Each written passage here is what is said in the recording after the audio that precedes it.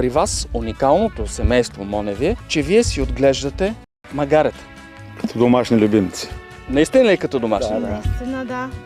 Колко магарета имаме тук? 31. 31 магарета Да. домашни любимци. Точно така. Кой е тук сега? Знаете ли ги? Това е Майя. Това е Надежда. Това малкото. Виктория. Така. Това е Николинка.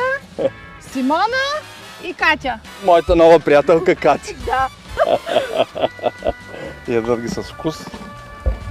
А този израз, който се казва опорит като магаре, вярно ли е това за вашите домашни любимци? Диана. Понякога да. Не иска да излезне. Казват характера. Показва си характера, не е съгласна с ситуацията. Има мнение по въпроса определено. Как се разбирате? Как ги възпитаваш? С добро. С добро. И с любов. Ето е детската сега градина. това е детската градина. Давай. Ето това е Матилда. Това Матилда ли е? Матилда, това е майката на Матилда. Така. Гена. Сега да видим кой ще излезне друг. Айде, Бебко. Айде, давай. Айде, давай. Айде. Ей, това е най-малкият бибок, Костадин.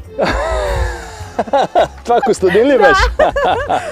Семейство Моневи. Нека да започнем от самото начало на вашата магарешка история. Как ви дойде на ум да се занимавате точно с магарета? Театъра беше той.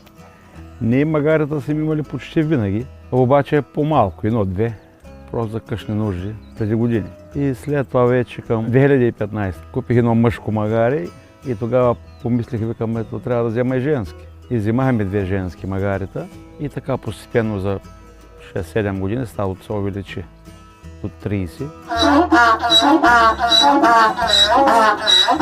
Диана, ти когато чул неговата идея, как реагира? Отначало скептично, обаче когато се роди първото бебе, то си беше много емоционално. Бебето наближава, тръпката е голяма, в очакване момиче, момче и така момиче всичко беше. тръгна от първото бебе. Жената вече като имаше желание, просто тя загрижи за тях, аз имам друга работа, занимавам се с овцете. И тя вече като реши, че може да ги гледа и съм оставил всичко в нейни ръце. И аз си казвам, че на нея става повече тежко вече, защото нали, тя има и други работи. Да махкаме, да намаляме животните, обаче тя не дава. Казва не.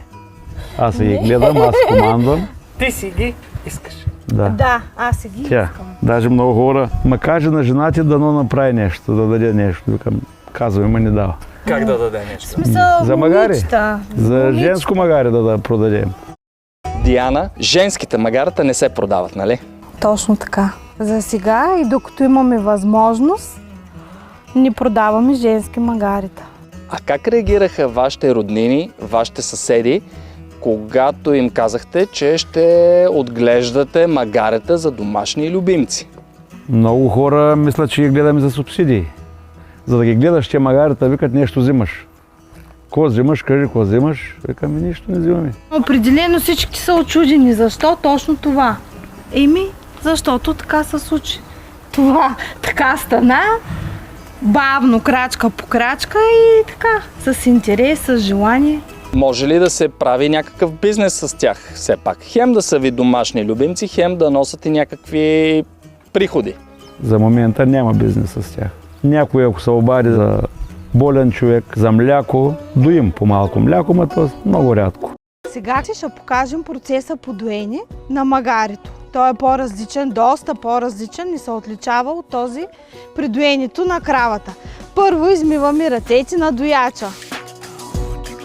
После вимето на магарето. Това не е като с вимето, защото магариците млякото се събира само в калемите и като количество е доста по-малко от това на кравите и на другите животни. Тук се дига голям шум. Може би Колко мляко ще излезне? Може би повече от половин литър. млякото го прецеждаме. Аз никога не съм виждал по магазините магарешко мляко. Май няма, не се продава. Няма. И аз не съм виждала, само вкъщи. Кажи ми за млякото, Ванка. Млякото и не е така много гъсто, по-рядко и по-така прозрачно стои, а на вкус, след това може и да го опитате, и сладко на вкус. Айде сипвай. Това е уникално. Заповядай. Това е уникално. А? Да, За първи път. за първи И път. много малко хора в България са опитвали магарешко мляко, нали? Сигурно. Това По е този уникален начин, шанс. По този начин, да. Добре, дай да видим. Това е изключително интересно и няма нищо общо с кравето мляко. Така Нито е. с овчето мляко. Нито по вкус. Ако някой търсят за кашлица. За децата за кашлица най-вече. За имунитет. За имунитет, да. След ковида също пак, по време на ковида. Имаше и търсени. Имаше търсени, хората там. Сега последно за козметика А. взеха да пробват. Да си намажат лицето Еми, с магарешко най-вероятно, мляко. да. Айде да си го кажем. Най-вероятно, да. Да, сега е Ти пробвала ли си? Да намажеш лицето, а? Да. И аз си призна. Да. А вие знаете ли всъщност, семейство Моневи, че всъщност магаретата може би са един от изчезващите видове в България? Да, знаеме. Напълно сме запознати с това нещо, защото в нашия град дали има още 2 или 3 магарета общо в целия град. А за селата почти че няма вече. В момента може би към 10 човека сме, които се познаваме в България, които отглеждаме по няколко магарета. Защо изчезнаха магарета? Ами защото на младите хора не им се работи това, което работиха старите хора, да работят с магарето, на къра, на нивата. Сега тракторчета малки и работят с тях. И просто магарето не е необходимо, защото то е разход и предпочитат да го махнат, отколкото да го хранат, за няма нищо. В редките случаи, когато някой дойде и попита да купи магаре, защо ги купуват тези магарета, след като кажеш, че всичко вече е с селскостопанска техника? И имали сме случаи, когато бизнесмен го купва да пасе райграса, градинките в къщата, да поддържа растителността в градинката.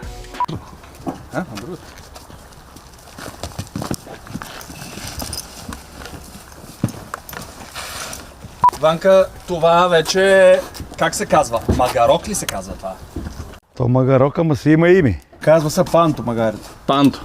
На Свети Пантелеймон е раждано.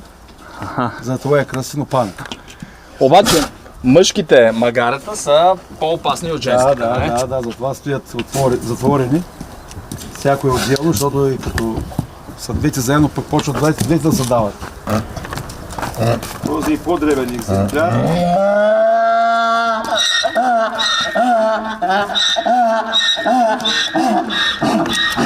Има по-други качества пък той, за сметка на ръста.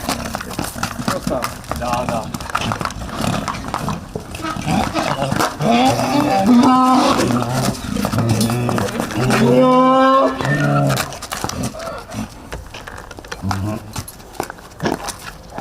Тези никога няма да станат приятели. Не. А с какво се занимавате, семейство Моневи? Занимаваме се с животновъдство, с овце, около 200 бройки овце и малко земя. Работим, земеделска земя, да се произвеждаме за нашите животни, за да има с какво да ги изхранваме, защото ако купаме, то е нерентабилно. Тоест, вие си произвеждате храната, която давате на тези магарета. Пшеница, сено, люцерина, слама. Този звук е забравен от хората. Живееме горе-долу на километър има, От тук, може би. обаче ние сме така по-нависоко и сутрин като станем и се чуват. Чак там се чуват. Да, и вечер понякога, като е тихо времето, също се чуват. И? Знаем, че всичко е нормално. Чувам си ги. Готино е, нали? Да. Има ли на кой да ги предадете тези магарета? Има ли някой след вас, който ще ги гледа? За сега няма и може би няма и да има. Децата не искат. Няма на кой да ги предадем. Децата не се вълнуват от темата. И с нас свършват магаретата и овцете, със сигурност. Дано още бая години да сме живи и здрави да ги гледаме. Матилда, Мимито, Любка и тук е една от майките, вече за втори път е майка при нас. Гена за 4-ти път мисля, че е майка да. при нас. Да. За 4-ти път. Юлианка. И Юлианка си остава тук с теб. Да, остава си тук с мен. Николинка си остава тук с мен. Почти всяка година раждат.